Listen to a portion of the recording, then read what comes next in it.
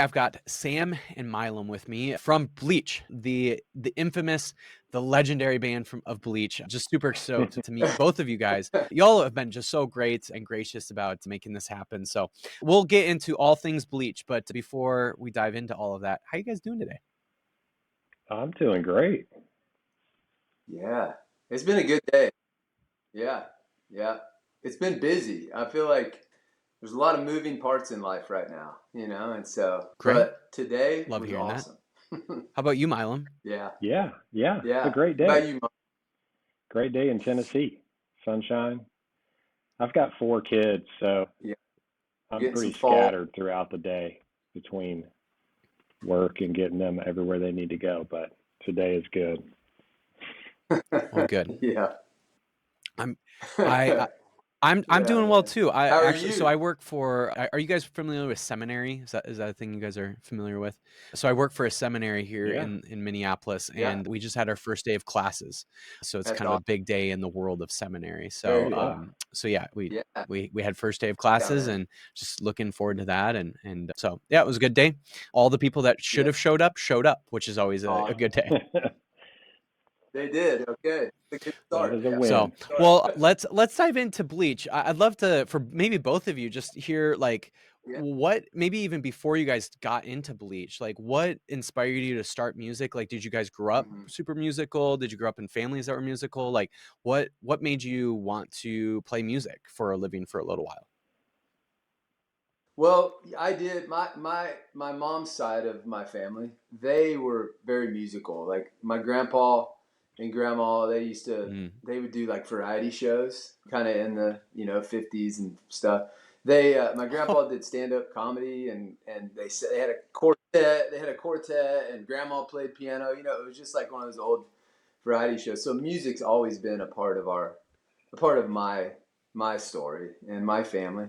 I But mean, my Milam, mom was what always about you? like, she taught piano, played the organ at church, but um, yeah, music was just Yeah. always an important like aspect.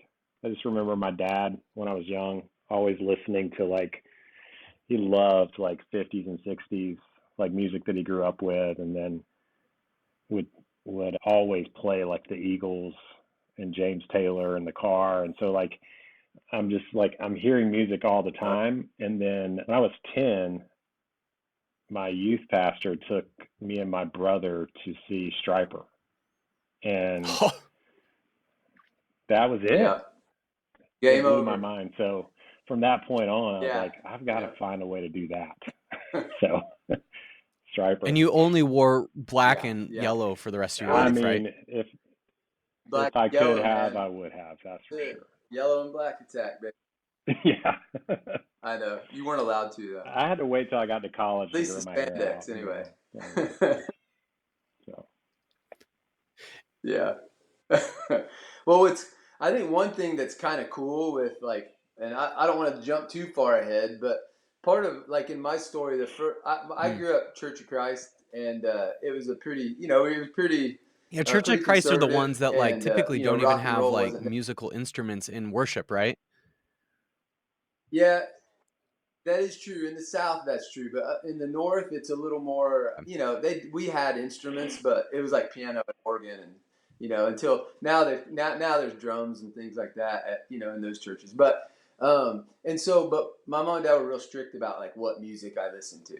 And so like I couldn't buy "To Hell with the Devil" because it said "To Hell It's with the like, Devil." isn't that what we want to do with When the that devil came though? out. Like, isn't that yeah. like Yeah, like that's what I thought. that's like theologically Come the on. accurate thing that we're supposed to do, right?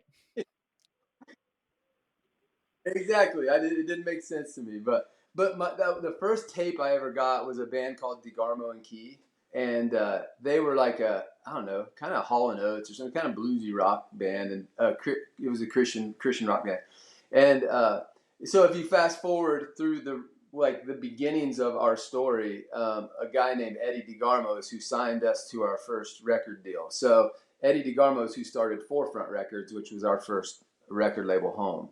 And so the guy that introduced me really to kind of like rock music, he was the first. They were the first rock band I Wow. ever heard as far as like Christian rock. Ended up being the guy that kind of full circled and is the one who signed us to our first deal.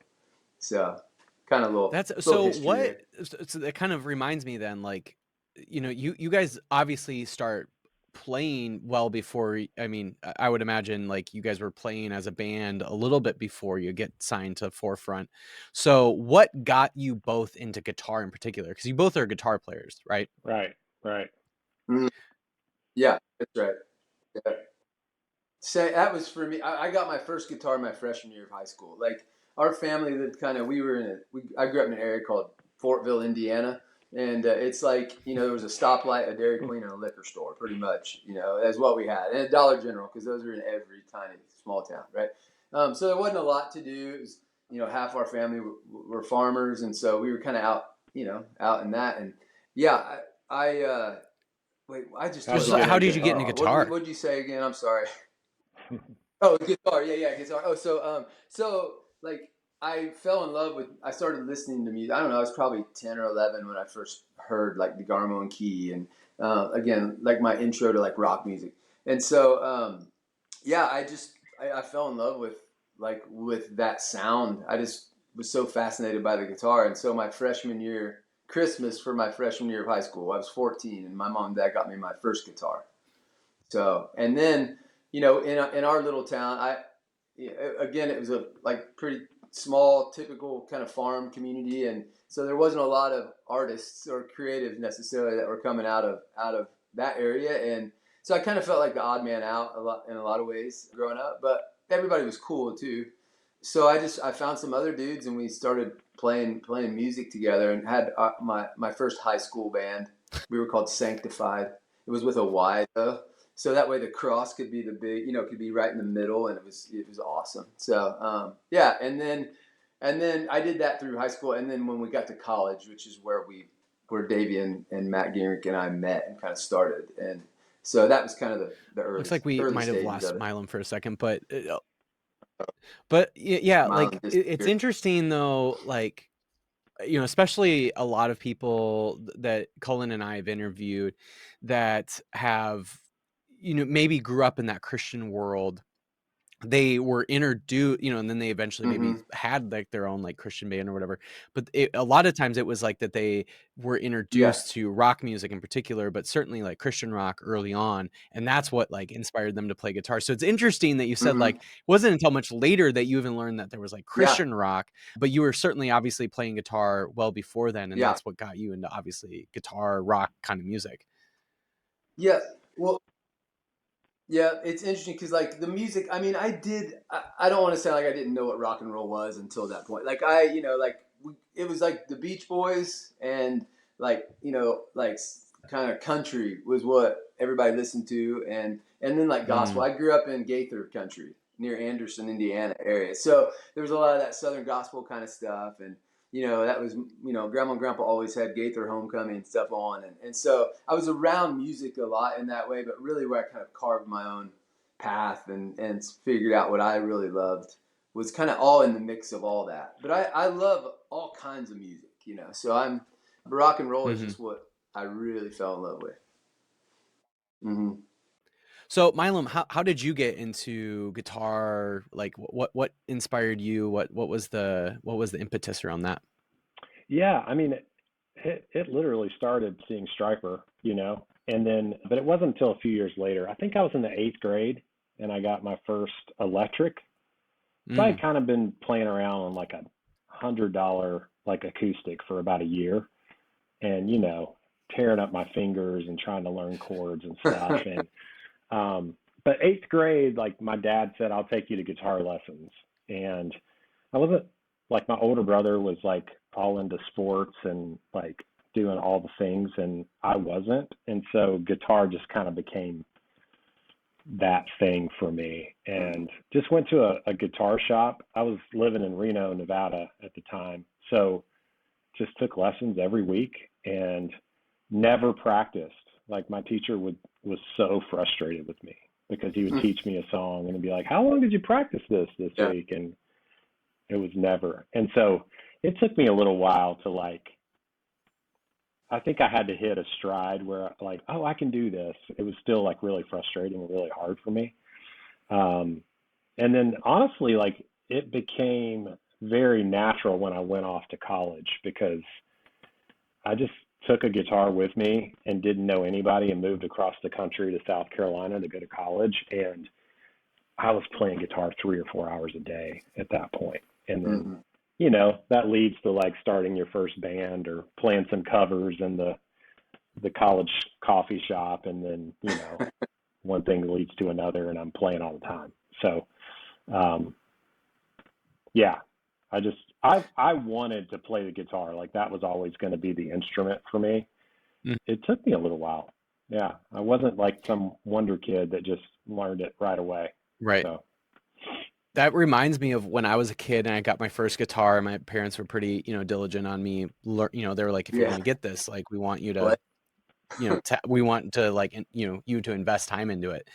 Yeah. So yeah, I remember going and taking lessons and getting this like guitar lesson book or whatever. And it's like, you know, you're just putting one finger on one string and like, I don't know what, I probably learned like hot cross buns or whatever. And I'm like, for whatever reason, I'm like, I'm listening to like emo music at that time. And I was really into pop punk and all of that.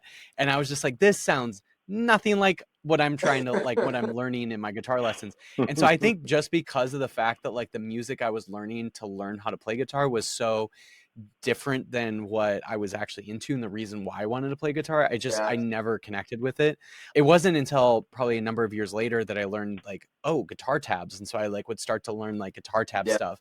And then later on, like learning chords and then realizing like, oh wait, like there's some guitar centric music that I really like, where it's pretty easy to play just like a few chords and it sounds just like that song. And that's when I was like, just because it was the songs that I liked that I could easily play on an acoustic or an electric guitar, that's when I like really was able to connect with it. So yeah, Milam, I don't know if that was like the case for you, where it's like once you got into like actually playing music that you were actually into, that you were like, oh wait, like now I actually really want to learn this instrument.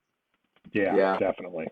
Yeah. I was learning like all the hair metal stuff and like Drake, Skinner, Zeppelin, of course. Gotta learn those, but it started to make some more sense then.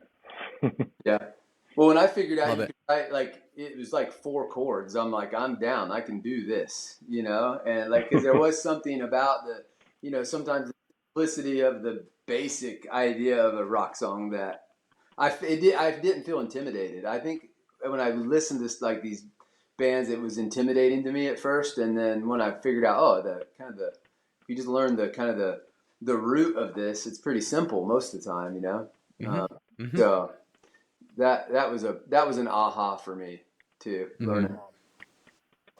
Well, let's hear the story of how Bleach came together. I know you guys met at college, but is there any fun, exciting story? Like you guys just ran into each other and somebody dropped their books and now, I mean, I guess that's more of a love story kind of story, but yeah, how'd you guys meet? Yeah. What's the fun story, or if there is a fun story about how Bleach formed?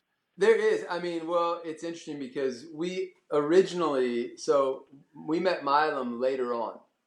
So Milam, we had the original 5 guys we met in college, and it was me and Davey Basinger, who was our singer forever, and Matt Gingrich, who played drums at the time, Todd Kirby, who played bass, and then Brad Ford. So we were all just college kids. This is kind of funny. Part of how we met was me and Matt met first, and it's funny. The first thing we ever did together was go to a Prayer Chain and Mortal show at in Louisville.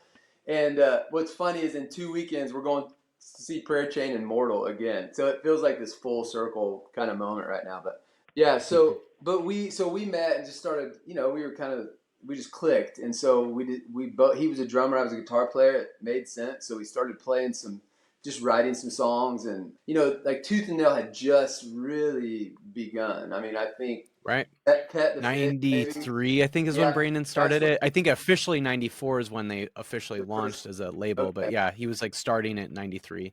Yeah, because we had like Pet the Fish. I remember then Starflyer 59 was it Silver. Like there was a few of those early so we loved all that. It like totally struck a chord. So then we met the other guys over the course of the next few months, and we just started playing. But part of we were at Bible college. We were at Kentucky Christian College is where we met, kind of funny fact is that's where Audio Adrenaline met a couple years before us, and it was a Wow. school of like 600 kids, so it's not like it's some big university. And there was no music program, which was, I mean, outside of there was a choir program. So we all went. I It's went like, to. what are the chances that two bands that like Yep, come out of there? it's wild. It's kind of wild. But so we just started playing together, and because it was a ministry school, a lot of our friends had like youth ministries on the weekends, and so we would go play a show for their youth ministry. And one of the things that it's KCU now, Kentucky Christian University. But one of the deals at the time was you had to have so many service points to graduate, like whether it was serving the community, whatever. So me and Matt and Dave were like, hey, what? I wonder if they would let us count these shows as like service points. So we talked through the administration, and they were like, yeah, we'll let you do that, which was super cool. So we would just go play these shows, and we were, it was helping us towards our goal of graduating, having no idea that we would be going, that what the rest of the story would look like. I was going to be a youth pastor, and I mean, we were all studying, ministry or business, and so, yeah, man. So all of a sudden, like we did a demo, and then the next summer, Barry Blair, who was the guitar player at the time for Audio Adrenaline, had heard a demo and reached out to us and asked if we would want to work with him and have him produce another few songs. And we were like, heck yeah! Like it was like the golden ticket. It felt like this is the opportunity. And so we did it, and I'm real glad that one didn't go too far, because we didn't know how to tune a guitar. I mean, it was rough, but somehow it made it to Forefront, and Eddie DeGarmo there at Forefront, and Eddie heard something in those songs. There was a song called Epidermis Girl, which was on our first record, the demo of that. So he came and saw us a few times, and then at the end of our junior year, it was the end of Davey's sophomore year and me and Matt's junior year, yeah, he offered us a deal, and so that was kind of the beginning. Did you guys know the Audio Adrenaline guys? I mean, or were they kind of like, did they not overlap with you guys? Like, what No, was they the were. relationship? So it was funny because we knew them because that the Christian Church of Christ world was pretty small as far. I mean, I thought it was the biggest thing ever, but it wasn't. And so they from the same school, but we went to a lot of the conferences and stuff that they would play at. And there's a couple really big churches in that brotherhood, Southeast in Louisville and Southland in Lexington. So we were all kind of, and just kind of, we would see them all the time at conferences. They were called A180 at the time. They weren't Audio Adrenaline yet, but that's who became Audio Adrenaline. And so, yeah, no, it was a couple years separated our time at school. So it just happened to kind of, happen that way. We didn't cross over in that way at all. So it wasn't like they kind of just were like, they took you under your wing or their wing No. and like made this signing happen or whatever. No, not at all. It was just kind of I don't want to say a fluke, but it was just one of those things that just, everything kind of worked out in that way. Yeah, it wasn't That's like so cool. we didn't know each other really. I knew them. They didn't know me, at the time, just because I was, a high school kid that was loving their concerts at conferences, Right. Yeah. What was it like for your families? You're coming back home, you're doing this band thing, you're going through school, and I'm sure you guys are like on pace to graduate, but Yeah. what Well, was it like for you guys to get to a point where it's like, well, mom, dad, like this is actually kind of becoming the thing now. Like I'm not actually just gonna go on and become a full-time youth pastor. Like I'm actually gonna do music. Like what was it like to go back home and break that news to families? Well, it's funny you say that, because that was actually a really important piece in the story was because we were all in college, and it was private university, so it wasn't cheap, and our parents had all invested a lot of money into our education. So Eddie would not sign us unless all of our parents agreed to the signing. Wow. So I mean, even though we were legally adults, he was you're like probably what, 22 at this point. I think I was 19 or 20. We were pretty young. I think Davey might have been 20 when he signed. I was maybe 20, 21. And so, but I always just, now as a father of adult kids, and I appreciate that matter, that he wasn't just willing to just pull us out of this investment our parents had made. Like I think he really wanted to make sure it was something that we were really after, but also that our parents understood that, hey, this, I'm, I know you've made a big investment, and there's probably more investment you're signing up for with these guys. And the parents were amazing, and so they all had to sign off on it though. That's cool. That I appreciate somebody that like, they foresee that as like, hey, this is going to be important for these 19, 20, 21-year-olds. For sure. Milam, how did you get roped into the band? It sounds like you came on just a little later. It was a few years later, yeah. So I was in '99. I toured with these guys. I was playing guitar for an artist named Miss Angie, and we were direct support on Bleach's fall tour in '99. And so we had crossed paths maybe like once or twice before that, but being on the road together for 3 months straight, they just instantly felt like brothers. And the guy that was playing guitar for them at the time, Russ Fox, got off the road right after that tour because he had his first baby and wanted to be home. And so they called me, and I happily joined soon after that. They just called and said, hey, we've got some festivals in the spring. Can you help us out? And it happened really quick after that. Right.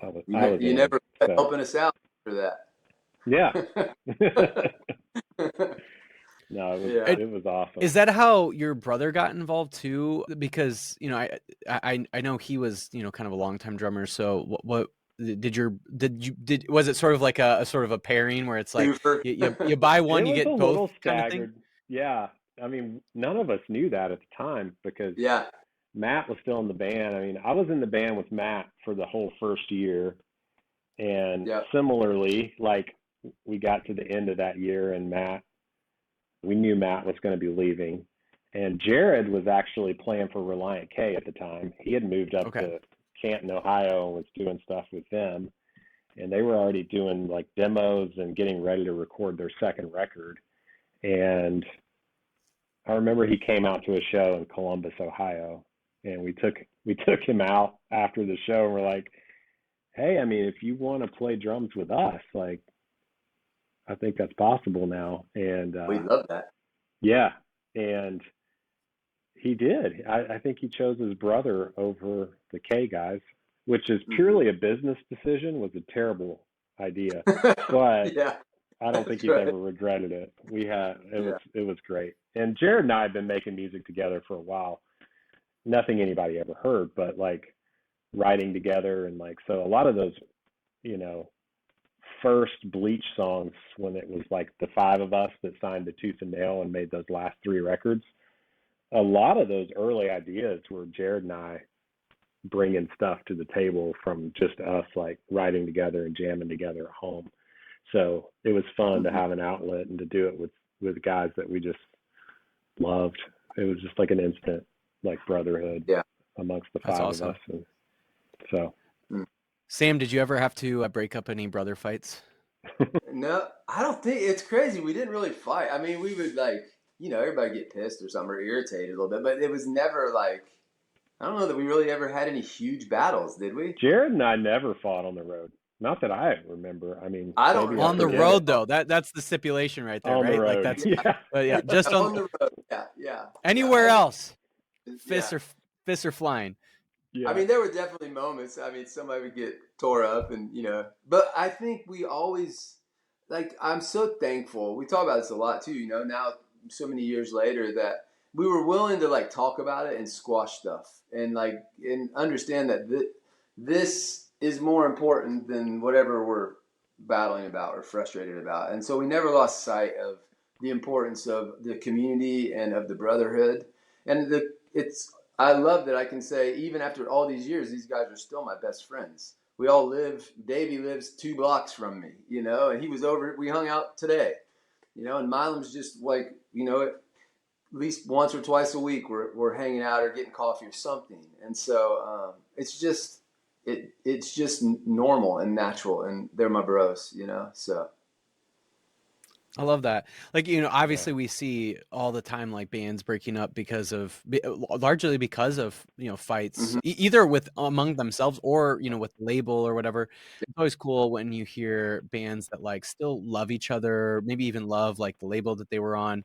And, I don't know why I'm reminded of this right now, but like, I know like Oasis is on tour and it's like Yeah, a bro. band that Yeah. just is notorious for the fact that they Yeah, break up fighting. mid-tour Yeah, because of fights, and that's so right. it's That's cool right. when you see bands that actually at the end of the day, like they're still best friends, Yeah. because being in a band, like, Cullen and I hear this all the time, like, especially with a lot of guys that, have moved on, I'm sure you guys are kind of the same place where it's like you move on in life, you end up getting married, have kids or whatever. And you realize like, marriage is, its own thing. Right. But you Yeah. kind of like, to some degree, when you're like 19, 20, 21 years old and you're in the same van together for maybe 200 days a year, Yeah. That's right. Yeah. you learn that like that to some degree is kind of like a marriage. And Absolutely. you'll learn Yeah. how to love each other well. You'll learn how to fight each other well, and you just learn Yeah. that. And so I'm That's sure right. there's a lot of lessons for you guys, like even moving on and getting married by just being in a band, because you're just in close proximity and you're in a tight relationship with people.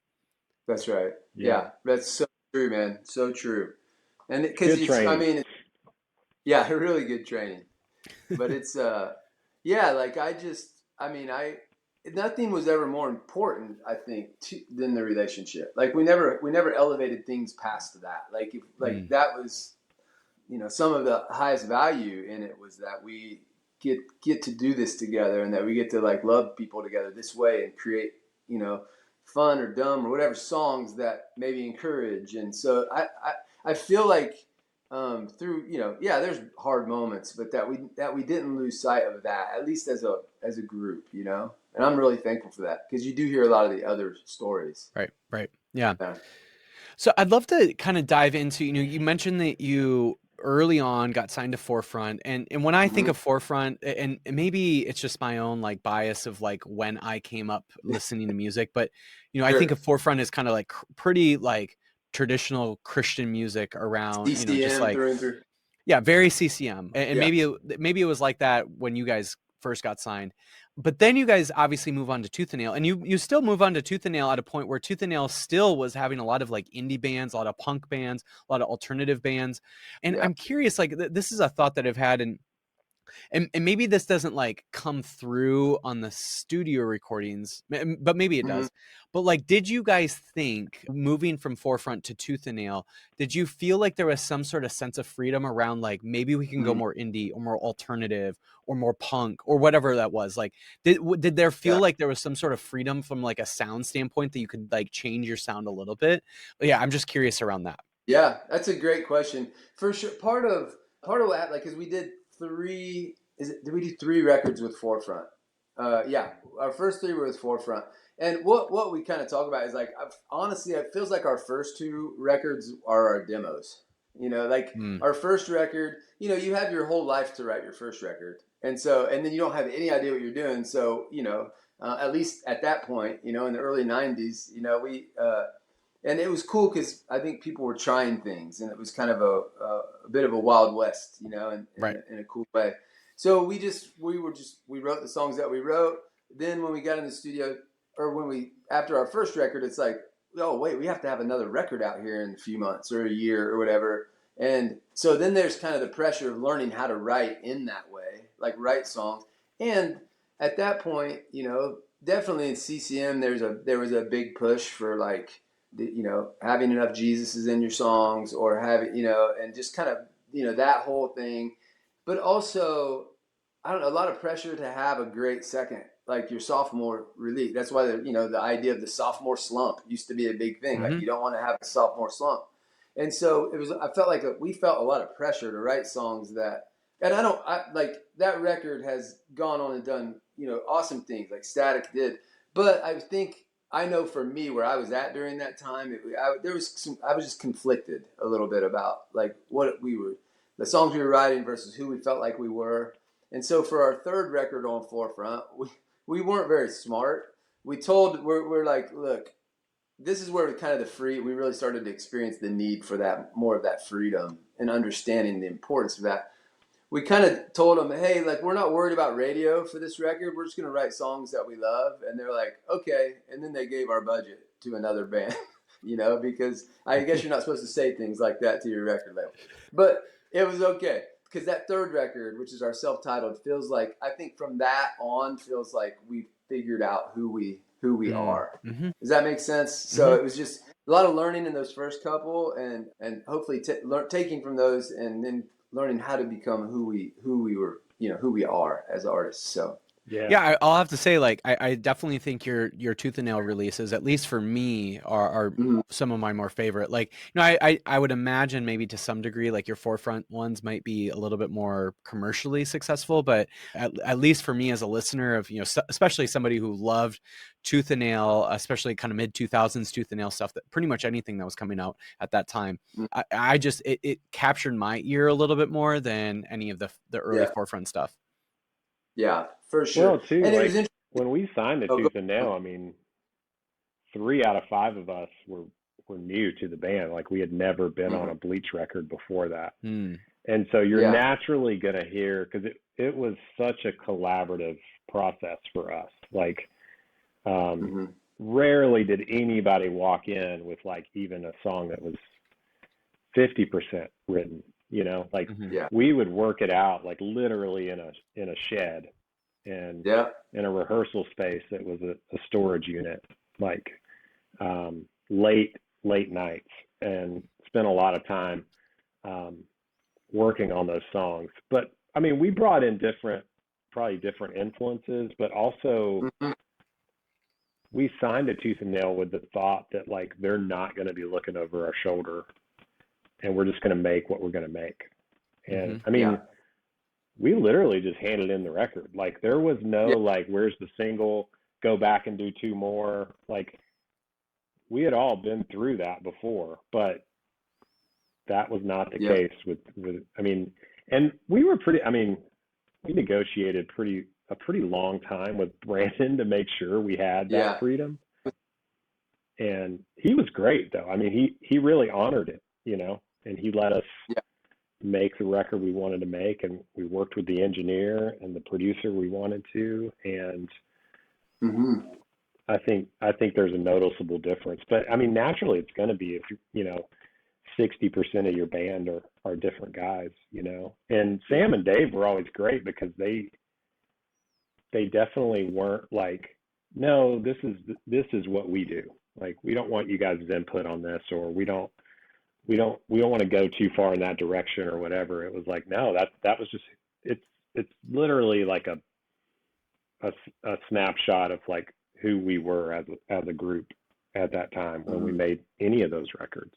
So that's right. Yeah. I mean, I still look back on all those Tooth and Nail releases very fondly because of that, like, we truly were doing what we wanted to do. So, and we had, I think our experience with Tooth and Nail was great. Like Mom said, there was a lot of all the freedom, and not only that, but I feel like there was a lot of trust too, in the sense that, there wasn't a lot of back and forth. They would just, and they would encourage, they'd have feedback and stuff, but it felt like encouragement, not like, you need to do this or that. So it was for me, I've always looked, it was a great experience with them. I mean, and it's business. You're going to have your ups and downs and your moments where you're having to negotiate and you can battle a little bit, but it always felt like everybody was for each other in that, even rather than, it's too, it was trying to fight for the best things. Yeah. And he always honored, like Brandon, if it was doable, he would, and Tooth and Nail and Tyson and those guys, like, they would help, they would get it done, so we had a really good experience. Yeah, and it's always interesting to, like, talk with different bands, especially a lot of bands that come from the Tooth and Nail world of, some have certainly a different experience with the label, and some, like yourselves, like, have a really positive experience. And so it's just always interesting to hear. I kind of wonder if, like, the fact that you guys had maybe some sort of, like, established, you were sort of established at that point, because you guys had been a band for at least 5 years at that point, right? And so I wonder if the fact that you had a few albums under your belt, you were already signed to Forefront, He'd been around Mm-hmm. for at least a half decade at that point. I wonder if that kind of just like gives you a little bit more credibility, where you have a Sure. little bit more power within the label. I wonder if that, I wonder Well, if that like shapes the way you maybe experience that, which is great. Great. Like I'm glad that that happened. yeah, it probably, I'm sure there was something to that. I mean, because, we had some, good sales that we were bringing to the table. And so, like, yeah, yeah. But, yeah, that's all. Yeah, I just like, especially around that time, like a lot of that like late 90s, early 2000s kind of alternative music that you guys were tapping into was just, I just there was so much good, like, from Yeah. obviously there, there was the classic, like, if you like blank secular band, you'll like Totally. blank Christian band. But Right. I do think like from Tooth and Nail, I would imagine like they kind of saw you guys as kind of this like on the label. They saw you guys as like, here's our answer to in a lot of the good especially like, Radiohead's coming up, late 90s, popular, obviously early 2000s. And Yeah, you think of a lot of that other like alternative rock that was coming out at that time totally. that would Weezer have and been, Jimmy, yeah, Weezer, yeah, kind of in the all vein that those you guys guys. Yeah, were yeah, in. I think, I'm sure Tooth and Nail kind of saw you guys as one of their sort of, their kind of, versions or answers to that. yeah. And obviously there was a lot of people that were, cared a lot about your music at that time. And did you guys ever like sense that there was maybe a fan shift?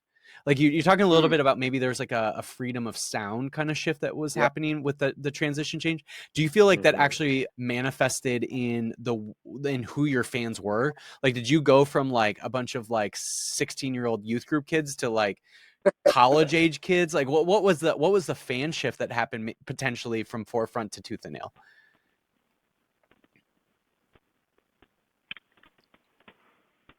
Can't tell if Sam's going to answer this or not. Yeah, I think Sam might have I would. paused, but yeah, for you, Milam. There definitely was a shift. I mean, we were touring with, more. We toured with Reliant K. We toured with Hot Rod Circuit. We toured with Five Iron Frenzy. Like, that was a shift in and of itself, where we were playing general market clubs and rooms. And I think in the 90s, those guys with Forefront were playing a ton of youth conferences and, Right. and we would still do that stuff. We weren't against it. We weren't running away from it, but I felt like the opportunities did change once we got to Tooth and Nail. And, and, and as a result of that, like, started seeing different crowds. And, when you're on tour with bands like Five Iron and Reliant K, like, we want those fans to be fans of us too. I mean, that's the role that you're playing. And so, Mm-hmm. yeah, that was fun. I love that. What Yeah. what caused just the hiatus? Like, I mean, I know you kind of came into the band Yeah. a little later, but these guys had been around in the band for, almost 5 years before you. Was it Hmm. just simply you guys were just kind of in different time periods of your life and you're kind of ready for the next thing in life? I'm sure people were getting married, kids are starting to happen. Yeah. But yeah, was it truly just that, or was there more to it? Like, I'm just curious, like what caused at least like hiatus breakup stuff? Yeah. Yeah. I mean, that's the short answer for sure. That's all, that was all real. Like, Sam and Dave had already been married 5, 6 years at that time, maybe Okay. 7. So this would have been like late 2003 when we made that decision. And then we toured all of '04 to finish it out. Jared and I had lost our brother in Iraq in Right. Yeah. 2003. So that happened in July. And Davey's the one that came to me. We were in Europe touring, and at the end of '03, and we took a walk, and he just said, "Man, I think I'm done." And so I was feeling that too, because I didn't understand at all what I was going through, having just lost my brother a few months earlier. And so it felt like a relief to me, like, oh, okay, yeah, let's take a break. I need to get off the road and think. And I was getting married like a month later. Mhm. So yeah, life. I mean, I think there too, like, when you're raising a family, you're married, or like in my case, I was about to get married, and I think we had kind of felt like we were surviving, but we didn't really feel like we were like growing. And it was more like we were gone all the time. We weren't quite in the position where we could kind of dictate like how many days a year we were going to tour, or like, hey, let's take a bus everywhere we go so some family can join us when they want to. Like we were just in that really tough middle ground, and probably at the time, like in hindsight, probably a little short-sighted of like, well, if we can't do it all in, then we just can't do it, you know? Like, but that was just where we were in that season. And there really wasn't, I mean, I think we all could kind of feel it. It was you know, without going too far into it, it was a heavy year for all of us. So I think we all kind of felt like, yeah, let's pick a date to end this and let's be done. But then we stopped touring, and we made our last record, and we went in the studio, turned in a record, and never toured it, and kind of rode off into the sunset that way. So it was a little bit of a different story, you know, like we did keep going for about another year after that, but right.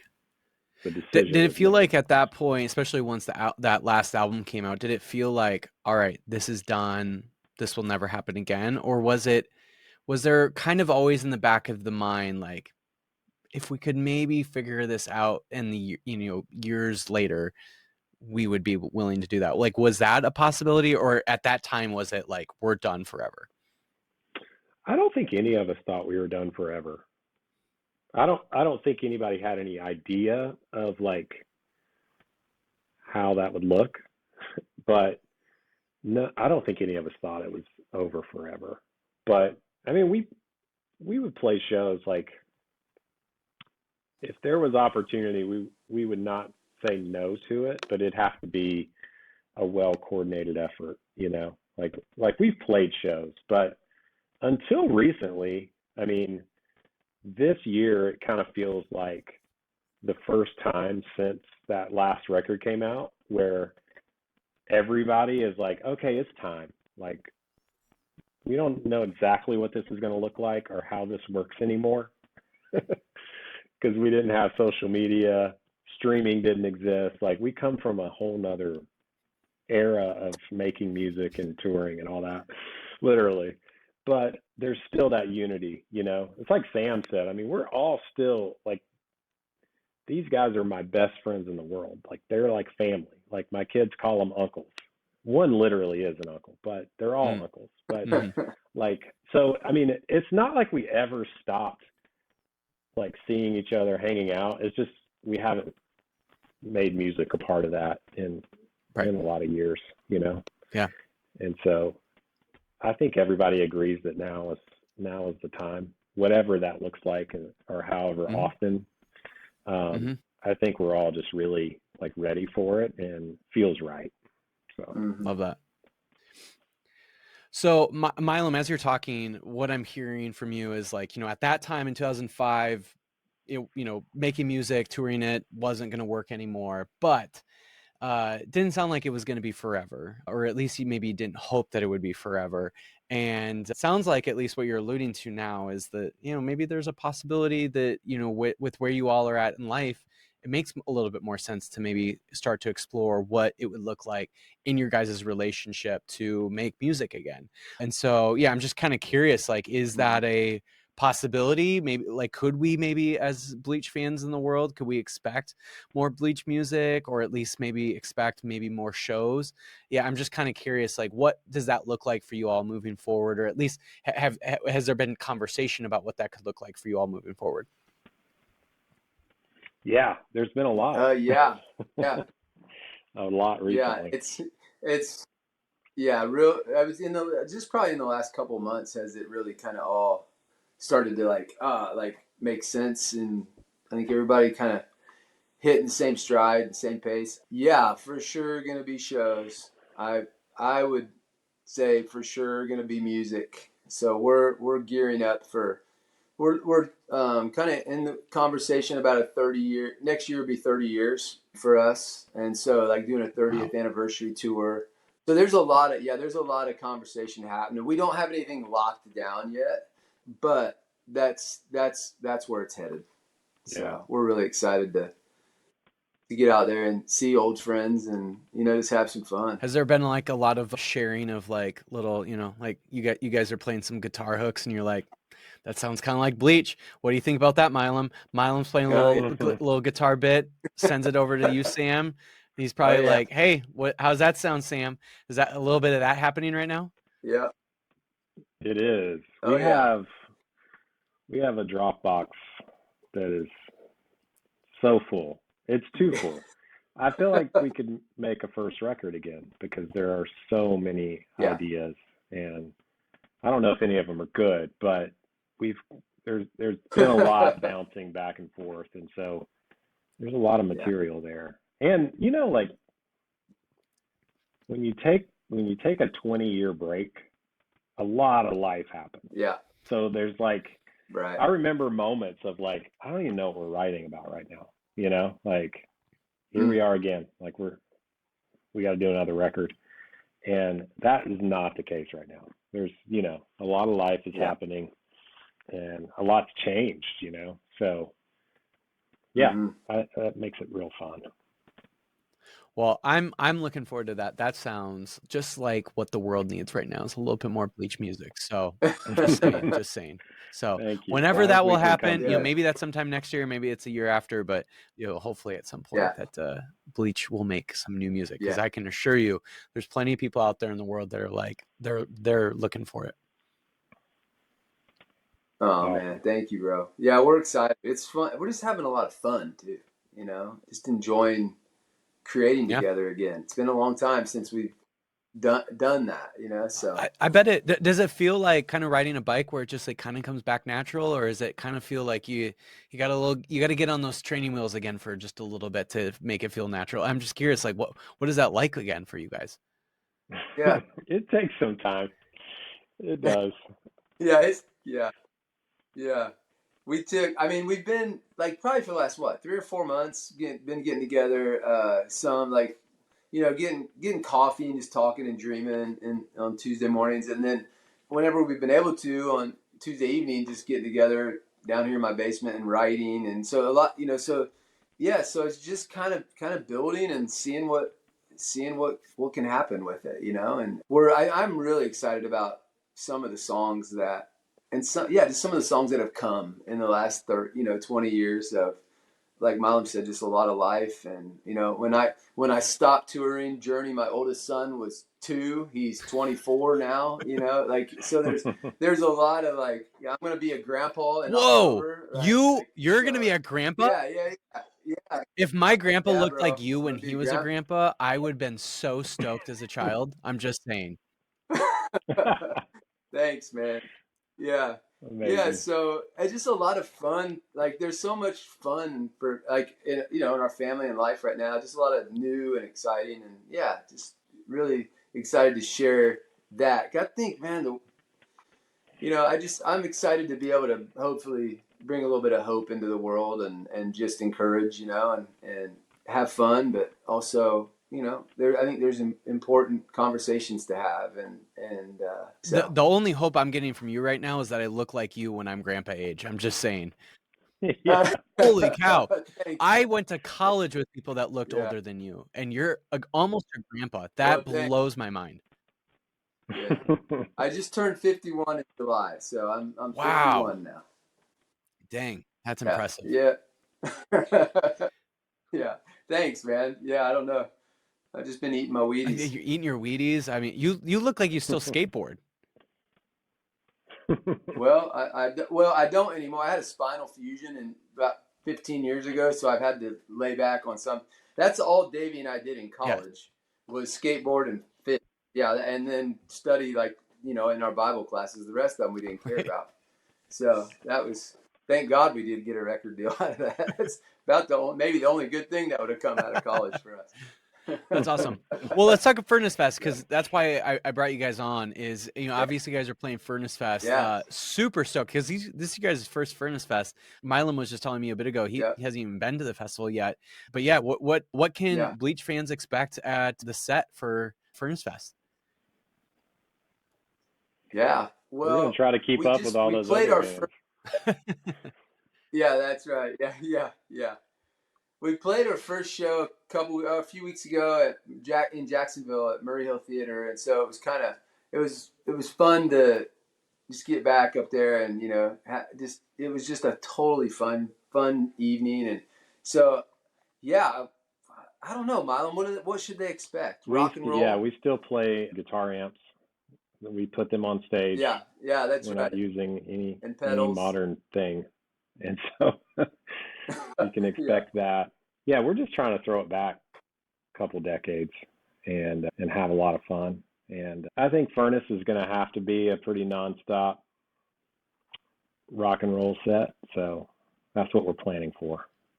Absolutely. I mean, I've been this is my fifth Furnace Fest, and yeah, it's just it's everybody there is just a huge rock and roll fan. So anything that's just going to be very guitar centric, people are going to love it. People are going to freak out. So just saying.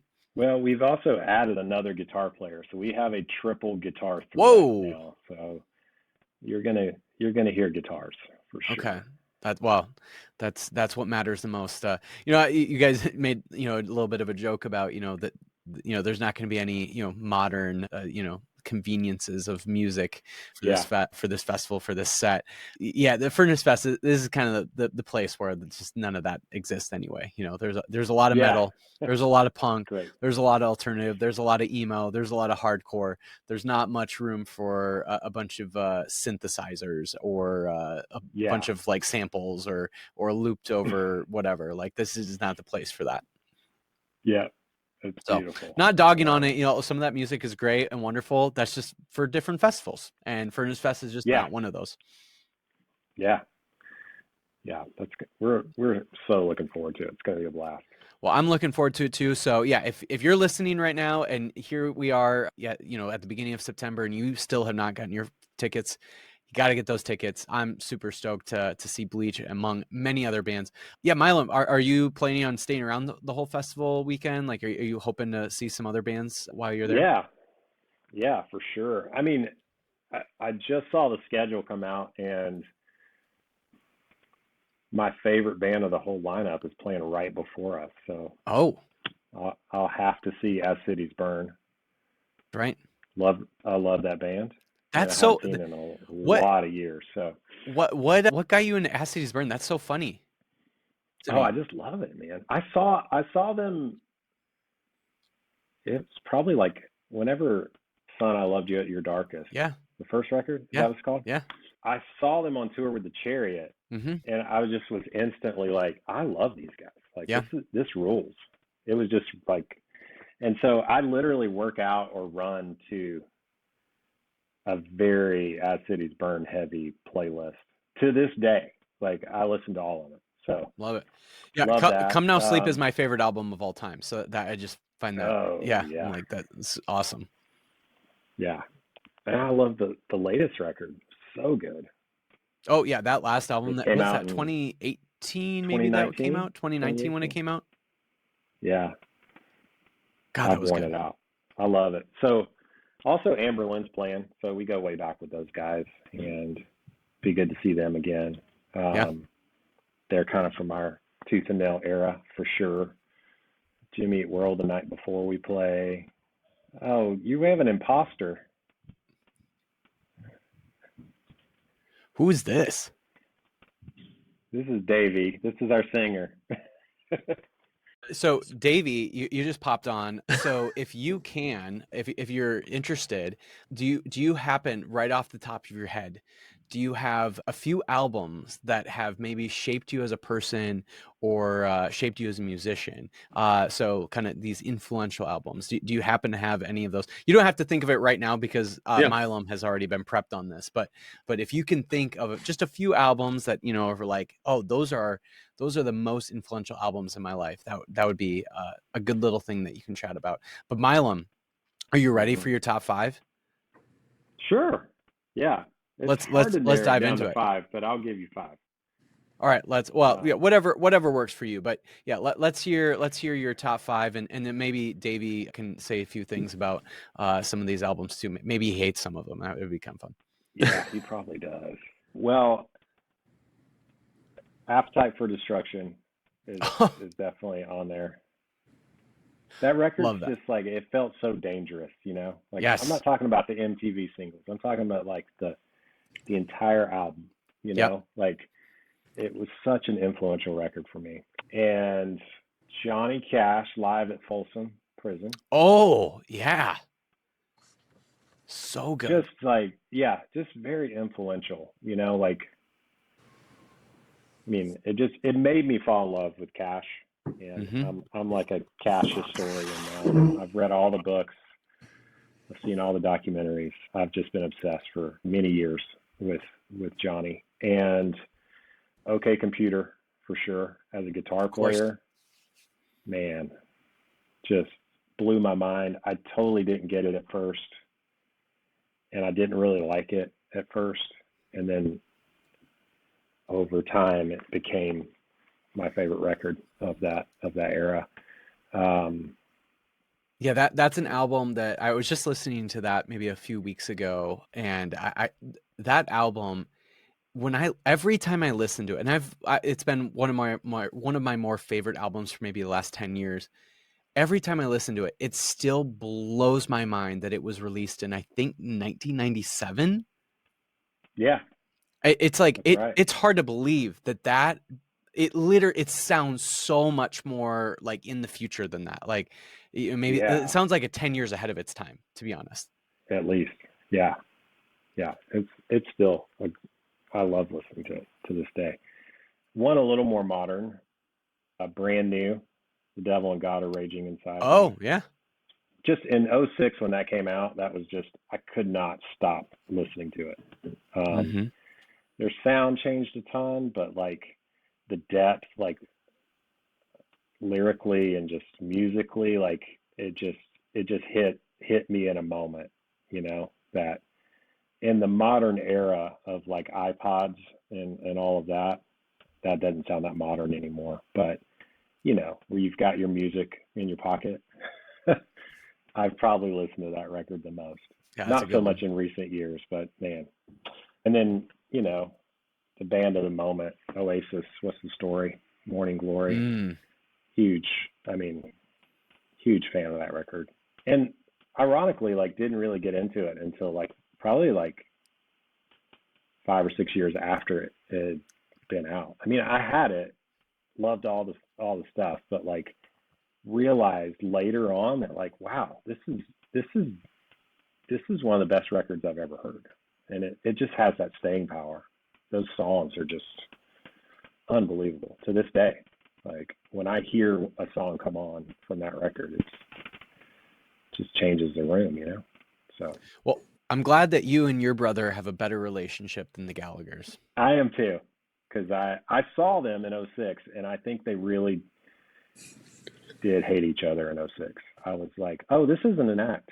This is a real brutal, like, hatred between. Do they just get separate buses? Like, what? How does this work? I wonder. Just logistically, I would love to be the manager of this band to just figure out, or at least a fly on the wall from a manager standpoint of how does this even work for them to be on tour.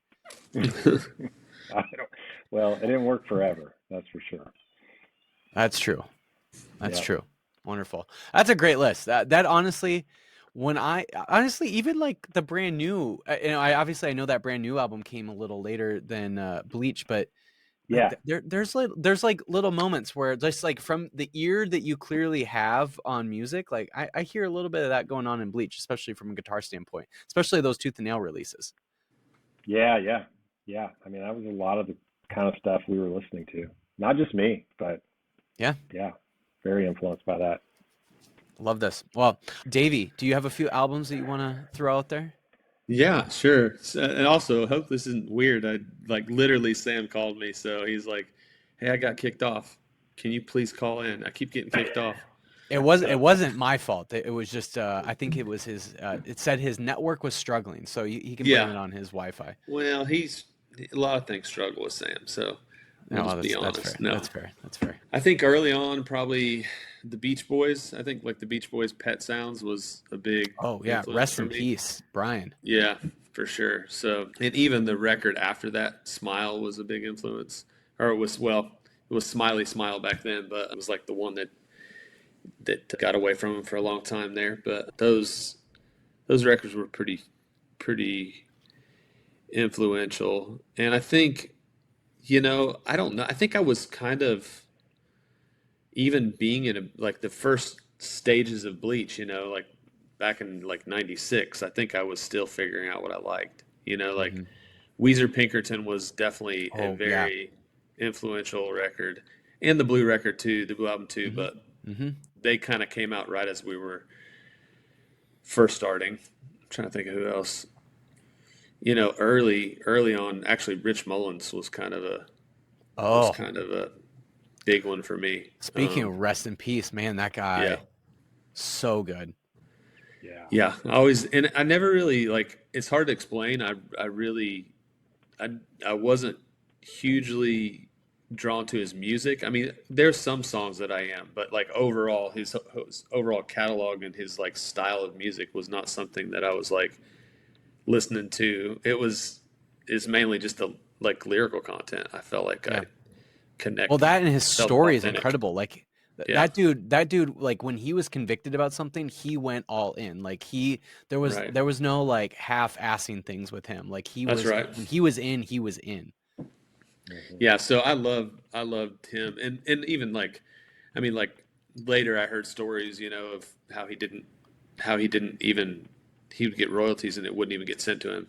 It would get sent to Yeah. somebody else, and he would say basically like, send me the like, I to his like finance guy, he would say like, send me like what the median income, like what normal people make, and send the rest to charity, which is pretty awesome. Yeah. So, and I feel like that came through in his music lyrics and stuff. So another one that was another kind of later one, The Promise Ring, was kind of a Oh, so big thing for me. So, and I don't know if we're doing records or bands or what, but yeah. What is there a particular record that like stands out to you with Promise Ring? I mean, Nothing Feels Good and Very Emergency both are Mm, up there. And mhm. and honestly, Johnny Cash, a lot of the same ones Milam listed too. So I think were influential. I love that. Again, like a list of bands, even like the Johnny Cash reference, like like from just like a songwriting standpoint, you hear a little bit of that going on Bleach. So, Mhm. obviously there's the little bit of that singer-songwriter thing going on at times with Bleach. So, yeah, I can definitely hear it all. So, what a great list for both of you. Like, honestly, there wasn't a band that I like don't adore that you guys mentioned. So, that's a great Cool. list. So, I love it. Well, what do you guys want to plug? So, obviously Furnace Fest set here in just over a month, or just under a month, actually, at this point. Oh my goodness, I'm looking at Yeah. the calendar right now. Just under a month. So Furnace Fest sounds like definitely new shows are going to be happening at some point. Sounds like new music at some point. Yeah. What do you guys want to plug? Yeah. So we have should we, are we Yeah, going to just announce any what what? we're Yeah, going to just do the at regular Furnace one Fest? right now. Yeah. We're actually going to show up to Furnace Fest with the first vinyl ever that Bleach has produced. So Really? Is Yeah. that with the good that's folks true. at Unoriginal Vinyl? Yeah, they've been helping out a lot. They're not doing the packaging. I mean, they've help guide the process, but a lot of what we wanted to do with it is we wanted to do a lot of the stuff kind of DIY, cross between like Sigur and just kind of punk rock style. So we're like stamping all of it, hand stamping it, kind of we're packaging it all ourselves. So um, and the content of the vinyl is actually a live show that we did 20 years ago that was recorded on multi-track, we didn't. I didn't remember it. I think Milam remembered we did it, but I didn't even remember we did it. It was a show that we played basically after our last show, which is kind of funny because we did our final show. We recorded that one too, but like this one was what, about 6 months after? It's been so long ago. I don't even. Yeah, I want to say it was about 6 months after. We had one of our best friends who was a graphic designer and just a kind of a creative, and just in general, this guy named Aaron Mars, who he went to Alaska to film fishermen. And this was pre-Deadliest Catch. Wow. Dude just drove bought a van, drove up to Alaska, found a boat, and jumped on it and filmed all this great footage. Then he came back to like, after the season was over, he came back to Louisville, where he's from, and I had a birthday party in Nashville, and he actually showed up at the birthday party, just kind of randomly knocked on the door, and they're like, "Davey, you need to go check and see who's at the door." And it's my buddy Aaron, or our buddy Aaron, and we sat up till like probably 4 a.m, him just telling me stories about this, how crazy it was on this ship, and what the fishermen were like and all this stuff, and told me all these stories. And then he's like, the captain of that boat called him and said, "Hey, I need you back here, like right now." And he's like, "Can I, like, in a couple of days?" He's like, "No, like right now." He's like, "We're getting ready to go on this. We're getting ready to go back out, and I need somebody who's kind of experienced." He's like, "You're not even really experienced. You were just filming, but at least you've been on a boat. I need you up here." So he went up, and long story short, his boat sank, and so like actually, I think there were 7 crew members, and they all passed except for one guy. One guy survived. Whoa.